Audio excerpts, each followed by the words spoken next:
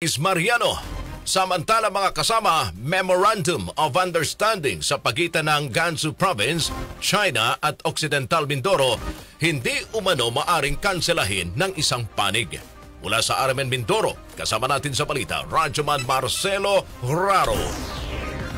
Hindi umano kapanipaniwala ang mga naging pahayag ni Governor Eduardo Gadiano na kinansela nito ang Memorandum of Understanding para sa sisterhood ng Gansu Province of People's Republic of China at ng Occidental Mindoro. Sa isang post sa social media, ayon di umano kay Attorney Alexander Palad na hindi daw maaaring kansilahin ang MOU ng gobernador dahil kailangan na ang magkabilang panig ang sumang-ayon dito. Sa panayam naman ng RMN News kay Kalintaan Mayor Dante Esteban na isa sa susumaksi sa naturang MOU na ikinagulat umano ng gobernador ang biglaang pagdating ng Chinese delegation. Bagamat ito ay may nauna ng palitan ng mga usapin tungkol sa turismo, agrikultura, investment, employment at power supply. Tama lamang anya ang pagkansila ng gobernador dahil may pagkatuso at pagkaagresibo umano ang China na nakikita ngayon sa ginagawa nito sa West Philippine Sea. Dagdag pa no kung bakit ngayon pa itinaon gayong may namamagitang tensyon sa China at Pilipinas. Wala pa umanong inilatag at binanangkas na kasunduan. Ang MOU anya ay hindi umno binding at walang legal na personalidad sa magkabilang panig. Kasama mo sa RMN Mindoro Province, Radyoman Marcelo Raro. Tatak! RMN!